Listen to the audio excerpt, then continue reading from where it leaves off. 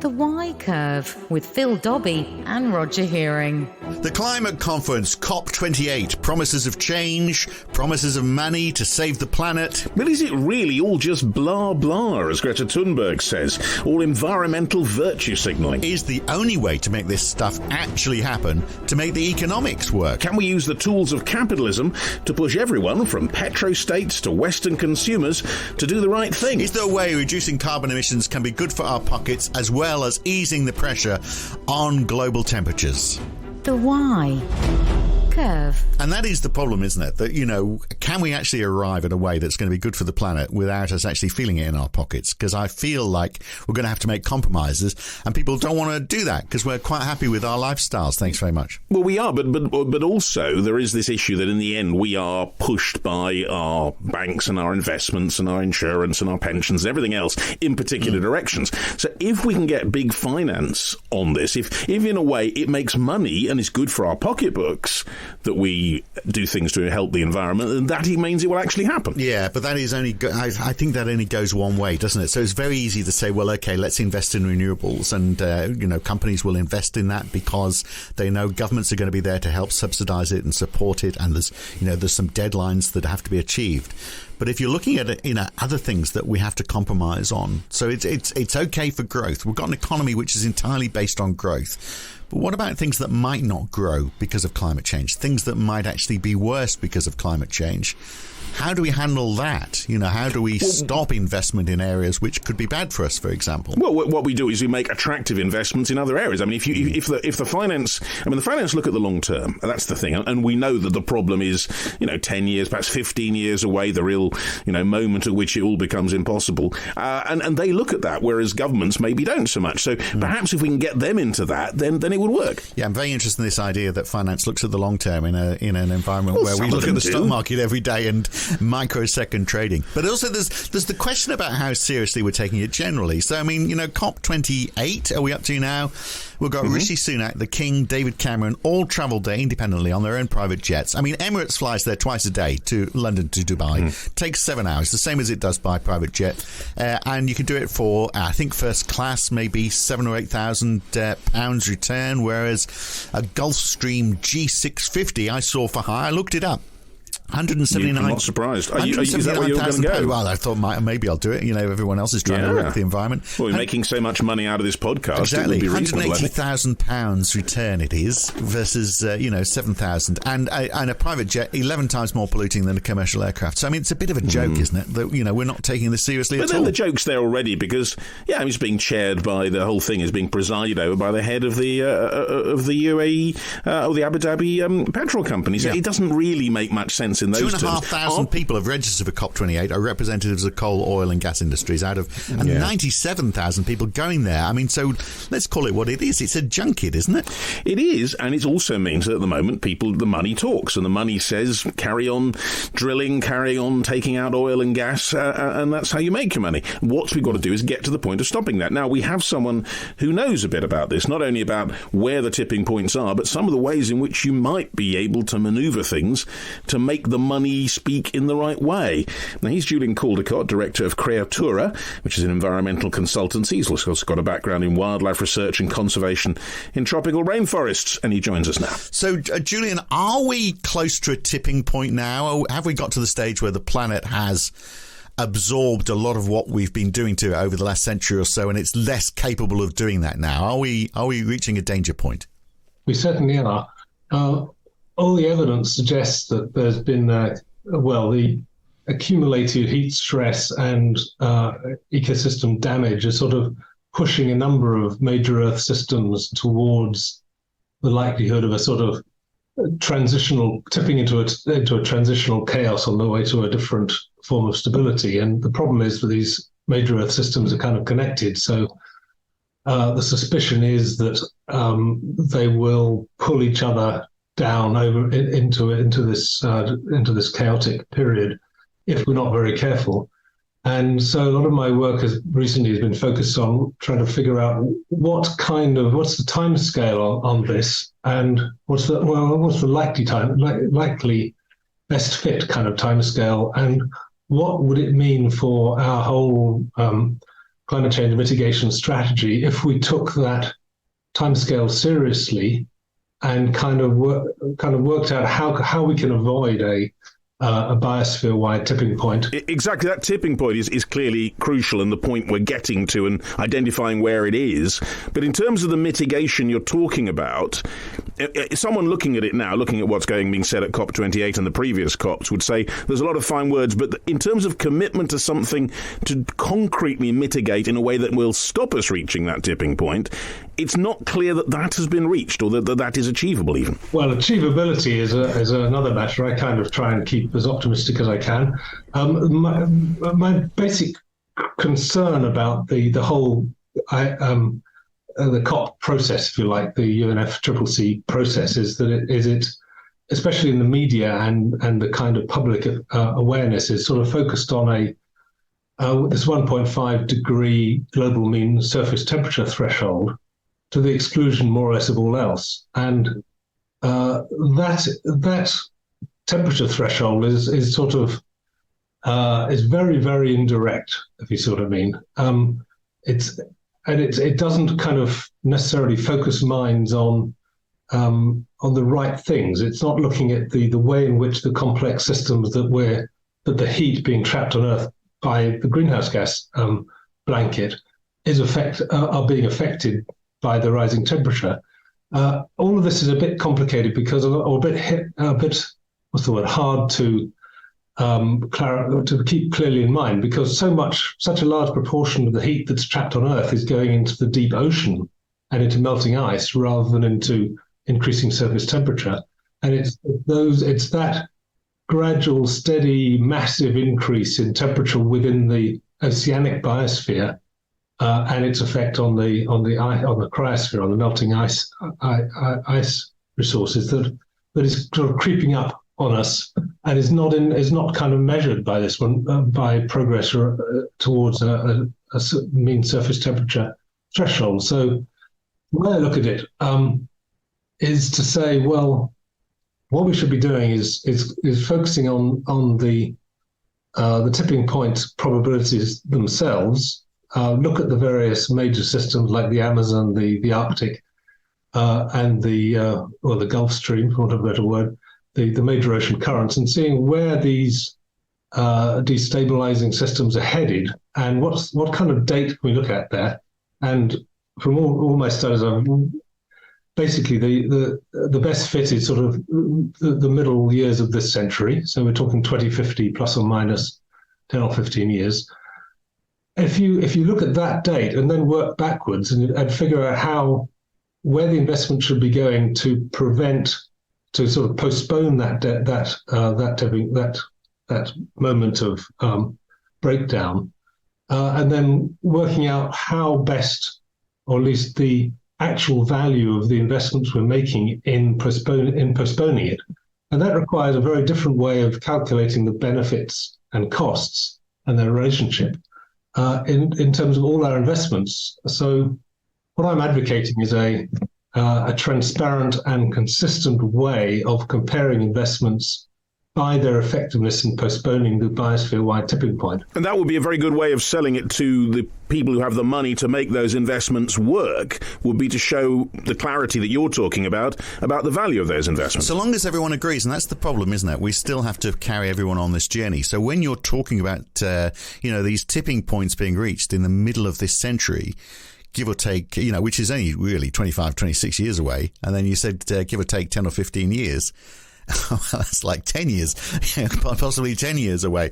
So we get this idea that this looming catastrophe, which some people will find hard to take because we've also got in our mind that this is all a linear process. So it's scientists who talk about tipping points and how in a complex system, one tipping point might lead to another tipping point, and then so the whole system accelerates. But in our minds, we're thinking this is a linear process.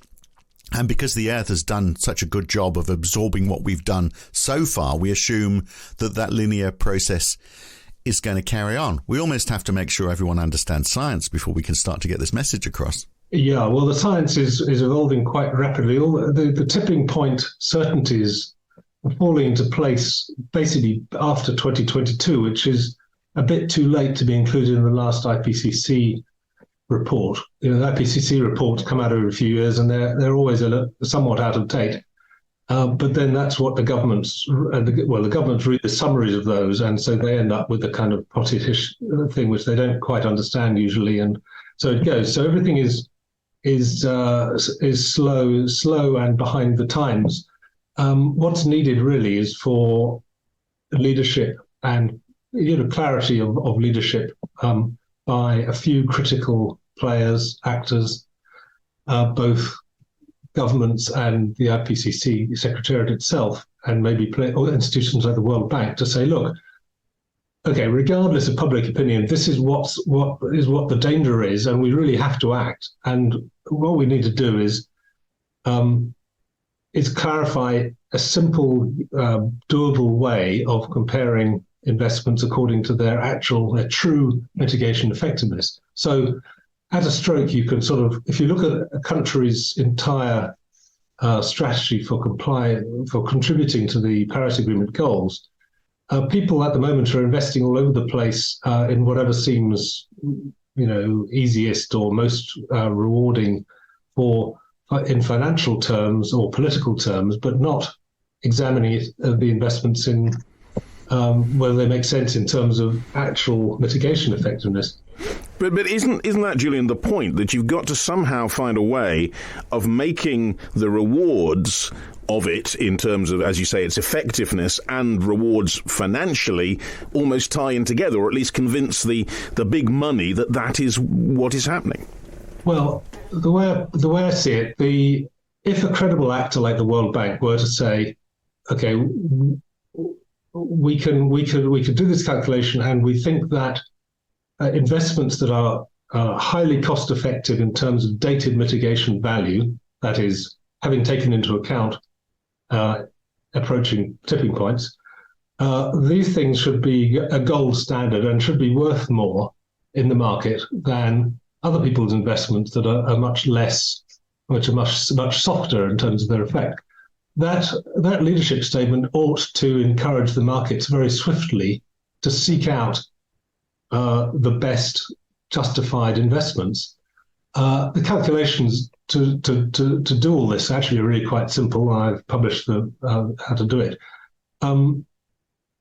We want to essentially attract the big money into things that work best. But are they things that are, there might be things which are going to be good for the planet, but are they things that are going to provide the financial returns for what people are investing in it? That's the problem, isn't it? We're running a capitalist system that is based on return on investment. Indeed. Mitigation strategies contain a whole range of different kinds of investment, some of which are very attractive to private sector investors, and renewable energy generation is the major one there. That's actually what a lot of the COP28 attention has been going into, is in terms of these commitments to triple renewable energy generation. But beyond that, if you can generate lots of renewable energy, you've got problems with being able to integrate it within the national grid and building the capacity to manage those sort of innovative energy systems. Those are things that the private sector cannot really invest in. They're things that the public sector needs to invest in.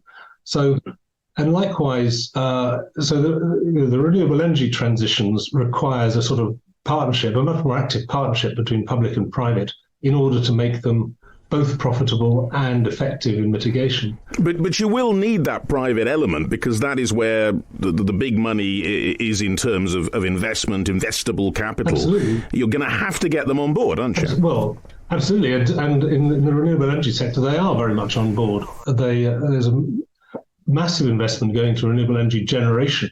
The problem is that absorbing fluctuating amounts of renewable energy in a national grid is an extremely difficult thing to manage, and few countries, Denmark and Scotland among them, are able to provide the expertise necessary to do that. The point is that there are a lot of other things that the private sector cannot invest in that are also required for. Yeah. And it's the coordination element as well, isn't it? So, I was chairing a session in Europe with a bunch of different suppliers in the renewables industry. And they all had different approaches for how they were helping to tackle climate change, but they were doing it, for profit. They were all commercial organizations. And I raised the question, which no one had an answer to. I said, so you are all doing your bit. You're all making money and you're helping the climate. But what happens if collectively all the efforts of everybody who's in this game only actually gets us to 40% of where we need to be? How will we know where we are in terms of reaching the target, and who fills up the other 60% if it's not commercially viable for you to do that? And all they could say was, well, yes, that needs to be government coordination, but we're not really seeing that. And that's the issue, isn't it? It's we might be doing a lot, but are we doing enough? And how do we know? And what do we do if we don't get far enough? Well, I think I've just been hearing on the COVID inquiry on the telly about the primary duty of governments to safeguard the lives of the people. Right. But you also will have picked up at that COVID inquiry, they're not very good at that. To put it mildly. Yes, well, all we can do is say what needs to be done and say what the private and public sector can and can't do respectively, and urge the governments and therefore the people who vote for those governments to demand that the government does make up the difference. It's going to have to, both in terms of much smarter coordination, much better leadership in terms of directing investments, public investment and private investment, to the most cost-effective solutions. So, my studies show that you can spend $1 billion or $40 billion on mitigation in a place, and they have the same effect in postponing the biosphere breakdown, depending on what strategy you're using, whether it's avoided deforestation or renewable energy investment, whatever. So there's enormous cost savings available in this process. So I'd say the government obviously needs to stop dodging responsibility for this stuff and pretending that it can all be done by the private sector. The problem in it surely is that, yes, that is a way forward of, the government has to be involved. You have to have state involvement. But unless you can convince them that, because governments are necessarily short-term in their outlook. So in a way that, in a democracy like ours, every 5 years or so, and they won't, to take that longer-term look as to what the best outcome is for the people is a very difficult thing for them to do. And it's almost easier for long-term investments from capital investors, because they do have the long-term in view. It's possible, although I must say that there are some governments that have taken a sort of 30-year perspective. The UK has had a 30-year cross-party consensus on net zero or mitigation strategy, which has broken down recently, but it took a long time, 30 years. Costa Rica has also had a very long-term perspective. So governments can do this, provided you've got some kind of consensus based in public understanding of what's necessary to provide a kind of continuity of support. But you're right that it is a demand, or at least a challenge for governments. On the other hand, we're not talking about ultra long term at the moment anymore. I'm afraid the future is looking increasingly bounded, as you said, by a sort of 20, 30 year horizon. And that's realistic. We need just to, government economists are quite capable of using that kind of thinking. The Treasury is capable of doing its calculations based on a bounded economic future and the sense that some things have to be avoided at whatever cost, including the destruction of the entire biosphere. It is of infinite value, and therefore any cost is justified, really. But right, but the problem with the finance industry, the way it's structured, is it's built for growth, isn't it? And it's good at taking us from where we are now, the status quo, and looking at the opportunities. So, looking at renewable energy and saying, well, that's we can make money out of this, and we're going to have government support to take us down that road as well. So let's invest in all of that. But there'll be other areas where if you don't do anything, things will get worse, and companies and governments are not particularly good at that. And saying, well, okay. The value of the investments you've made so far are going to be devalued, perhaps catastrophically, by climate change. So you've got to do something which may not provide a return, but it's going to stop you losing a great deal of money as a consequence out of all of this. We're not very good at that side of things. We're very good at the growth side in the finance industry, not very good at looking at, how things can turn south very quickly. The frustrating thing is that a lot of the, a lot of work's been done on the stranding of assets, including by my son, actually, his DPhil on that. The idea that if we were to get serious about mitigating climate change, including phasing out fossil fuels and all the other, and preventing long-term carbon bomb investments that commit countries to long-term emissions, if we got serious about that, then the companies that held carbon assets would be vulnerable to the stranding of those assets, and they might become worthless very quickly. And so there's a kind of almost a conspiracy there are concerted efforts by the holders of fossil assets to prevent any serious action on mitigation, which is frustrating, because actually what they should be doing is what we all should be doing, both governments and fossil fuel companies, is working out how realistically to make these changes, and how to alter the portfolios of the investors so that they both make a significant profit, but also contribute to the solution to these things, rather than just try and stop it happening, which is what's happening now. So that would include those 2,500 people who registered for COP who come from the coal, oil, and gas industries, perhaps a little bit as well. But I mean, that's the issue, isn't it? It's partially education and it's partially self-interest.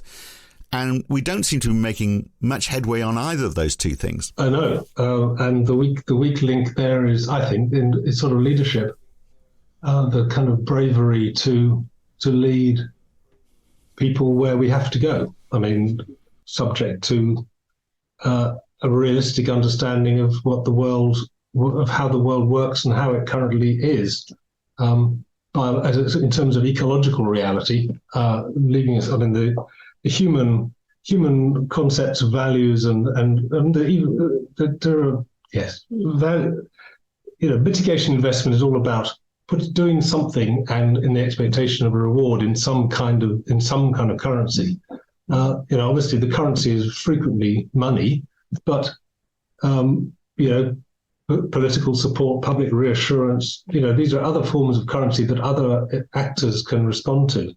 And if you're a public sector actor, i.e. a government with the responsibility for the security and well-being of your people and other people elsewhere, then you should be making choices that result in maximizing the returns of those sort of things. They're not particularly concerned. They shouldn't just be concerned with money and tax rates and things of that sort, but should be much more concerned with the more intangible issues. Do you think, though, that we can actually solve this problem? And maybe we should look at, that just explore slightly more that sense of urgency, what those tipping points actually are. But do you think, we'll do that in a second, but do you think we can actually tackle this problem and still maintain our standard of living, or still see economic growth, or do we have to? And I know this is, I know you're not an economist, but it's perhaps a broad question for everybody.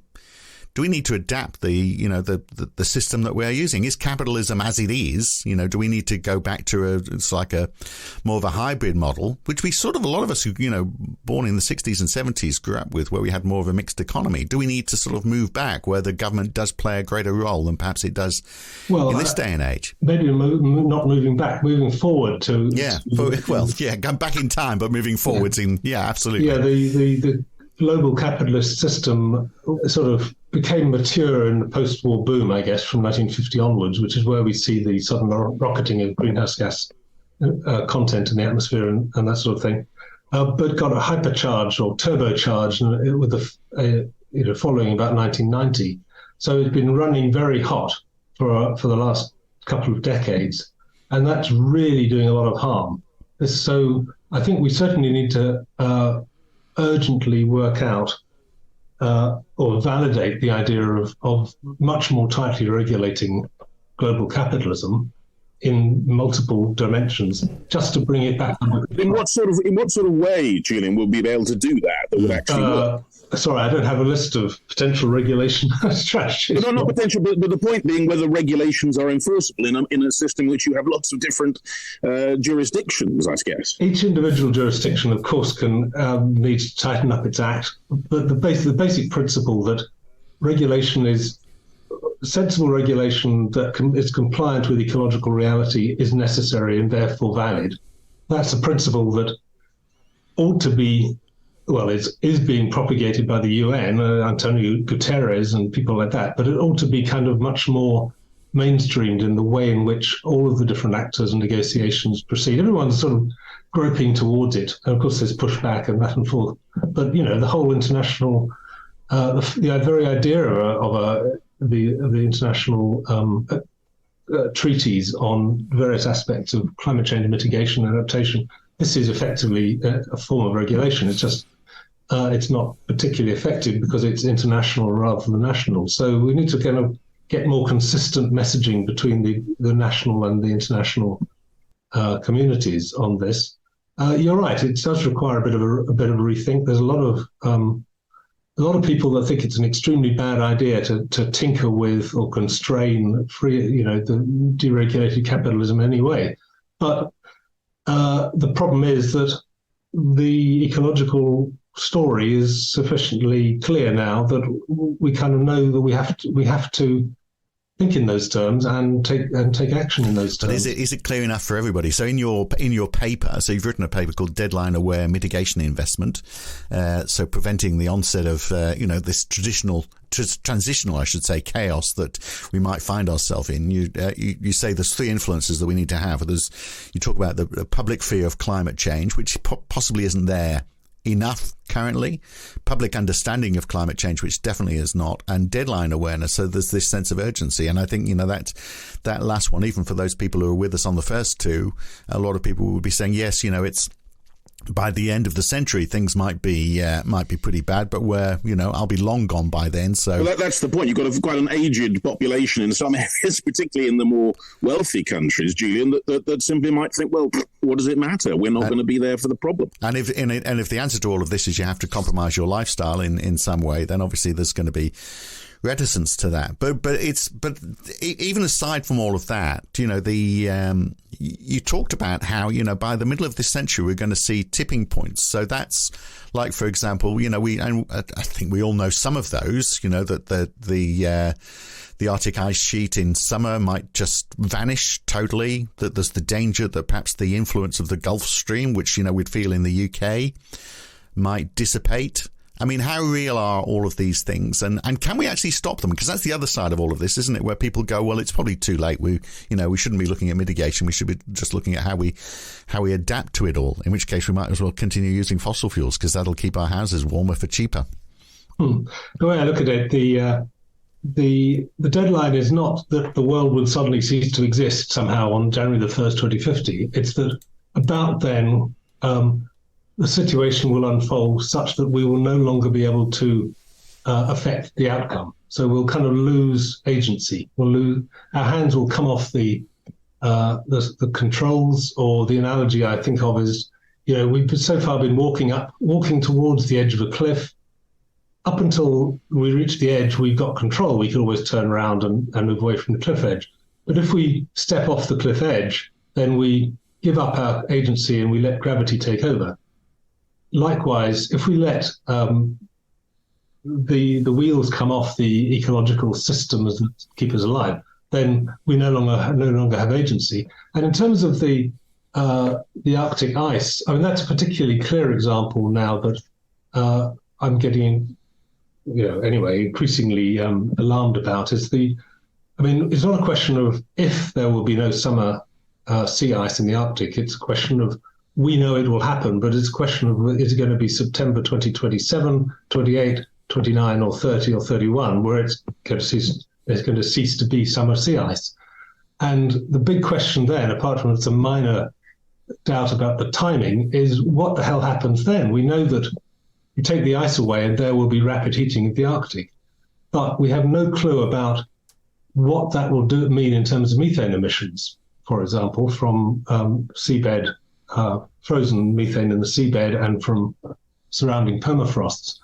And because a billion tons, there's 1 trillion or 2 trillion tons of methane potential in the Arctic, and only 1 billion tons of that in a year, given that it's 86 times more potent as a greenhouse gas than carbon dioxide is, even 1 billion tons would double our global greenhouse gas emissions, in a year. Wow. So, these questions are then becoming rather urgent. I mean, this is only the life. But they only get noticed. They only get noticed, Julian, for ordinary people you're talking about who need to be aware and to put the pressure on when things happen. Now, we've had major, I suppose, what you call unusual severe weather events. That's probably the only way most people have actually experienced the outcomes of what we're talking about, and obviously in a fairly mild way.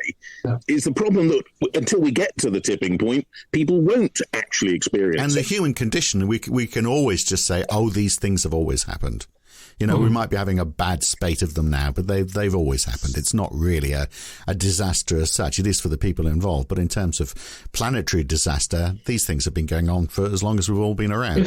If what you say is true, that people will not do anything until the wheels actually fall off, then I guess there's no hope. But I put some reliance on the ability of human capacity of foresight and to realistically anticipate what's happening. And I think two things are going on. One is all over the world, people are rapidly realizing at some level the fact we've run out of global frontier and we need to settle down and live at greater, at peace with nature, if you like. The other is that the science, the understanding of tipping points is percolating out quite rapidly, and over the next couple of years will be absorbed into the upper echelons of thinking in many institutions and countries, or at least some key ones. I'm hoping those two factors will contribute, sort of work together in a sort of zeitgeist shift in the next couple of years. And the boardrooms too, and the big companies that look at this stuff in the long term, they have to. Yeah. If the boardrooms get convinced, then we are in a better position. Absolutely, and the massive insurance and reinsurance boardrooms, company boardrooms, are already very convinced, and they are. Insurance and reinsurance is a kind of foundational process in the capitalist system, and concerns there feed through both, up and down and sideways into other groups. The major bank regulators, Banque de France and Bank of England, for example, Bank of Australia, are all kind of introducing a greater tightening of the fiduciary responsibilities of companies to pay attention to climate change signals. I think that a lot of things are coming together, but we haven't reached that critical moment of, if you like, a tipping point in the leadership of the world where serious new thinking can manifest itself. But I'm hopeful that in 2 or 3 years, perhaps COP32 or something, or 30 or 31, we might see a change. So and that's when we start to see the BP share price nosediving because of all those stranded assets, because of that optimism is still keeping that industry alive. But just on COP, I mean, does it achieve anything really? I'm looking at the report out of this COP, and they've got 2 chapters, one paragraph on mitigation, one on adaptation. Both those sections start with the same words. There is an urgent need. And I just wonder that next time it'll just be there's an even more urgent need, and then the one after that this issue has become more urgent than ever. Are they actually making any headway? And or is it just a bit of a gab fest as people fly in on their private jets? And is it the right vehicle? Do we need something else with a smaller group of people perhaps? But then you get into the whole, the world's being controlled by a handful of people, conspiracy theorists. I mean, I'm not quite sure how you handle something of this size for the entire planet without it becoming a political gabfest in which not very much is achieved. All of what you say has aspects of truth and not all wrapped into it. I mean, clearly, the COP process every year drives a sort of rhythmic paying attention to the issue in the media and the NGOs and the governments. They have to think and say something. and they're learning from each other. A major breakthrough, but breakthroughs only happen occasionally. Any given COP is a preparation for something that happens afterwards. Those add up. The Paris COP in 2015 was a breakthrough in the sense that this whole idea of an experimentalist approach to how to solve the problem was agreed, so that all countries were locked into a system of saying what they think they can achieve, trying it out in their own way, reporting, other countries are looking over their shoulder, comparing notes, adjusting their own strategies. I mean, that is a very powerful tool, and it will make a difference over time.